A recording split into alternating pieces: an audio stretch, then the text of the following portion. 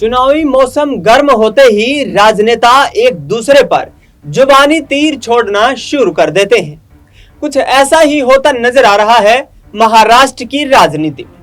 महाराष्ट्र की राजनीति में एक तरफ देवेंद्र फडणवीस जो कि भारतीय जनता पार्टी के इस वक्त देखा जाए तो सबसे बड़े नेता के तौर पर महाराष्ट्र में मौजूद है। दूसरी तरफ एकनाथ शिंदे जिनके सहारे सरकार सरपट दौड़ती हुई नजर आ रही है और सहयोगी दल के रूप में अजीत पवार भी अपनी भूमिका निभाते हुए नजर आ रही है। 3 महीने में महाराष्ट्र में विधानसभा के चुनाव होने वाले हैं। 288 विधानसभा की सीटें महाराष्ट्र में आती हैं। ऐसे में आखिरकार किस तरीके से आगामी चुनावी रणनीतियां तैयार होंगी? एनडीए गठबंधन में दरार देखने को मिल रही है। एनडीए गठबंधन जो महाराष्ट्र में महायुति गठबंधन नाम से प्रख्यात है, उसमें भारतीय जनता पार्टी, एकनाथ शिंदे की शिवसेना और अजीत पवार की एनसीपी शामिल है। ऐसे में आने वाले विधानसभा चुनाव को देखते हुए यहाँ पर सियासी सरगर्मियां तेज होती हुई नजर आ रही हैं। यहाँ पर एनसीपी शरद पवार की सांसद सुप्रिया सुले ने अजीत पवार पर फिर से एक बार करारा निशाना साधा है। सुप्रिया सुले ने निशाना साधते हुए ये कहा है कि एनसीपी की बागडोर जो है वो शरद पवार के पास ही है। अजीत पवार बार बार दिल्ली आते थे और यहाँ पर एनसीपी को दो फाड़ करने की कोशिश करते हुए नजर आ रहे थे। यानी कि साफ तौर पर एनसीपी शरद पवार की पार्टी का जो प्रदर्शन बेहतरीन इस लोकसभा चुनाव में देखने को मिला है, जिसमें 8 सीटें उनको जीत हासिल हुई है। ऐसे में अजीत पवार गुट को झटका लगता हुआ नजर आ सकता है, क्योंकि बीते दिनों छगन भुजबल जो कि महाराष्ट्र में इस वक्त कैबिनेट मंत्री हैं, उन्होंने मुलाकात की शरद पवार से और उनके फिर से शरद पवार गुट में शामिल होने के तमाम कयास लगाए जा रहे हैं। ऐसे में कई अन्य सांसद और विधायक ऐसे हैं जो कि अजीत पवार की पार्टी से इस्तीफा दे चुके हैं, जिनमें पूर्व विधायक भी शामिल हैं और शरद पवार की पार्टी की तरफ रुख करना चाहते हैं।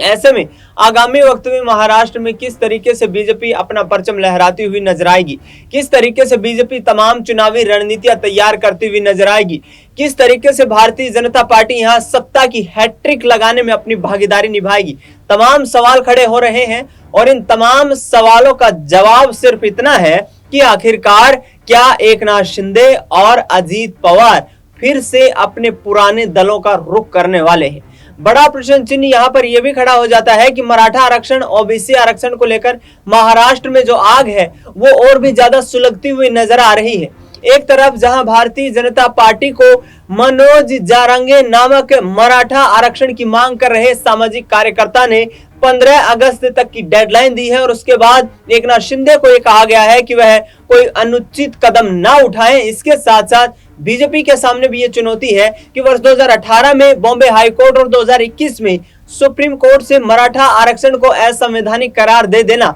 कहीं ना कहीं पार्टी संगठन के लिए एक बड़ा खतरा है। ऐसे में भारतीय जनता पार्टी के लिए दोहरी चुनौती आकर के खड़ी हो गई है, क्योंकि एक तरफ यहाँ पर एनसीपी और शिवसेना का समर्थन केंद्र में सरकार चलाने को चाहिए, तो दूसरी तरफ महाराष्ट्र में भी बिना गठबंधन किए कोई राजनीतिक दल अपनी सियासी साख को मजबूत नहीं कर सकता है। ऐसे में आने वाले चुनाव बेहद ही यहाँ पर दिलचस्प होने वाले हैं, क्योंकि याद कीजिए 2022 का वो वक्त जिस वक्त 22 विधायकों को साथ लेकर के एकनाथ शिंदे भारतीय जनता पार्टी में शामिल हो गए थे और वहां पर सरकार बनाने का दावा पेश कर दिया गया था। उद्धव ठाकरे के खिलाफ एकनाथ शिंदे ने चुनावी वर्चस्व और लड़ाई लड़ते हुए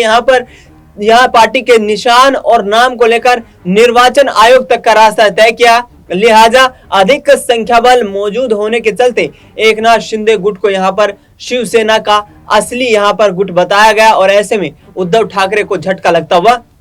नजर आया। लेकिन अब उद्धव ठाकरे हो, कांग्रेस पार्टी हो या फिर शरद पवार हो, तीनों जो यहाँ पर महाविकास आघाड़ी गठबंधन के जो सहयोगी दल हैं वो इस तरीके से रणनीतियां तैयार करते हुए नजर आ रहे हैं कि आगामी वक्त में जो आरक्षण का मुद्दा है, इस मुद्दे को लेकर के महाराष्ट्र की राजनीति को साध लिया जाए। आपको बता दें कि करीब 40% जो आबादी है वो ओबीसी समुदाय की है, जबकि 32% के लगभग आबादी मराठा समुदाय की है। ऐसे में दोनों के आरक्षण को लेकर के एक दूसरे के बीच यहां पर सियासी तकरार देखने को मिल रही है। भारतीय जनता पार्टी ने जिस तरीके से 2014 में जो चुनावी वादा किया उसमें मराठा आरक्षण का विशेष यहां पर जिक्र किया गया था। इसके साथ साथ जब सरकार रिपीट होती है, 2019 के विधानसभा चुनाव आते हैं, उस दौरान भी मराठाओं को आरक्षण देने को लेकर के बीजेपी तमाम यहां पर सियासी समीकरण तय करने की कोशिश करती है। हालांकि यहां पर जिस तरीके से उस वक्त के तत्कालीन मुख्यमंत्री देवेंद्र फडणवीस ने 16% मराठा आरक्षण को लेकर के ये साफ कर दिया था कि मराठा आरक्षण की मांग जो है वो लगातार लंबे वक्त से चल रही है और ऐसे में शैक्षणिक संस्थाओं और सरकारी नौकरियों में मराठा समुदाय को 16% आरक्षण दिया जाएगा। इसको असंवैधानिक बताते हुए बॉम्बे हाईकोर्ट ने अपना यहां पर जजमेंट जारी किया और उसमें कहा गया कि 51% से अधिक आरक्षण पूर्णतया से संविधान के नियमों के विपरीत है और ऐसे में महाराष्ट्र सरकार को कड़ी फटकार लगी। लेकिन 2024 का वक्त आते आते ये मांग इतनी तेज और कहीं ना कहीं उग्र होती हुई नजर आ रही है कि अब दो समुदायों का आपस में टकराव देखने को मिल रहा है, क्योंकि बीजेपी जिस तरीके की रणनीतियां तैयार करने का प्रयास कर रही है, दूसरी तरफ यहां पर बात करें तो विपक्षी दल घेरने का प्रयास करते हुए नजर आ रहे हैं। लोकसभा चुनाव में भी हमने देखा कि जिस तरीके से जिस वक्त पर चुनाव प्रचार चल रहा था उस दौरान यहां पर कांग्रेस पार्टी, उद्धव ठाकरे हो या फिर शरद पवार हो, मराठा आरक्षण को लेकर के बड़े बड़े चुनावी वादे करते हुए नजर आए और जिसके दम पर कांग्रेस पार्टी महाराष्ट्र में सबसे बड़ा राजनीतिक दल बनकर के उभर के सामने आई। ऐसे में आने वाले वक्त में जो महाविकास आघाड़ी गठबंधन है जिसके पास 30 लोकसभा की सीटें हैं, महाराष्ट्र की राजनीति को साधने के लिए यहां पर पुरजोर कोशिशें की जा रही हैं, क्योंकि महायुति गठबंधन इस लोकसभा में कमजोर पड़ता हुआ नजर आया। ऐसे में भारतीय जनता पार्टी के लिए चुनौती यह खड़ी हो गई है कि जिस तरीके से देवेंद्र फडणवीस को एकनाथ शिंदे ने सीएम की कुर्सी से रुखसत करके यहां पर सीएम की कुर्सी को अपने कब्जे में ले लिया था, ऐसे में क्या आगामी वक्त में चीफ मिनिस्टर की कुर्सी को लेकर भी बड़ी लड़ाई देखने को मिलेगी? क्या वाकई में महाराष्ट्र में बड़ा सियासी परिवर्तन देखने को मिलेगा? क्या महाराष्ट्र की राजनीति परिवर्तित होती हुई नजर आएगी? क्या मराठा आरक्षण और ओबीसी आरक्षण को लेकर के भारतीय जनता पार्टी या फिर गठबंधन सरकार को बड़ा झटका लगता हुआ नजर आएगा? तमाम पहलुओं पर जिस तरीके का यहाँ पर चिंतन मंथन चल रहा है, जिस तरीके की यहाँ पर रणनीतियां तैयार की जा रही है, जिस तरीके से नेता एक दूसरे के खिलाफ बयानबाजी करते हुए नजर आ रहे हैं, जिस तरीके से सुप्रिया सुले ने अजित पवार पर आरोप लगाए हैं कि शरद पवार की पार्टी को दो टूक करने के लिए बीजेपी के साथ मिलकर अजित पवार ने षड्यंत्र तैयार किया, अब वही अजित पवार अपने सियासी वर्चस्व को लेकर चिंतित दिखाई दे रहे हैं।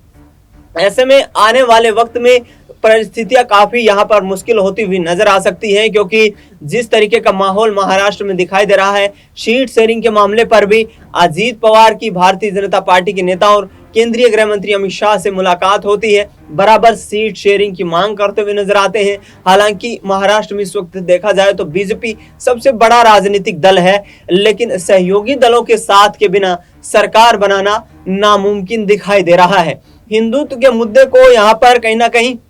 एक तरफा रखते हुए भारतीय जनता पार्टी एकनाथ शिंदे के साथ तमाम रणनीतियां तैयार करना चाहती है, जिसके दम पर जो है सत्ता में वापसी की जाए, या यूं कहें कि बीजेपी तीसरी बार सरकार बनाने में सबसे अहम रोल यहां पर अदा करे। लेकिन उद्धव ठाकरे और एकनाथ शिंदे ये दोनों गुट भी कहीं ना कहीं हिंदुत्व की चिंगारी को महाराष्ट्र में भड़काने का काम कर रहे हैं और बीजेपी को इसका द्वितीयक बताते हुए कहीं ना कहीं आगामी वक्त की राजनीति को साधने का प्रयास किया जा रहा है। अब देखना यह होगा कि क्या अजित पवार के गुट में यहां पर और भी बड़ी सेंधमारी देखने को मिलती है, क्या महाराष्ट्र में बड़ा सियासी परिवर्तन होता हुआ नजर आता है। फिलहाल इस खास कार्यक्रम में इतना ही। देश दुनिया की तमाम बड़ी खबरों के लिए आप देखते रहिए SPN9 न्यूज।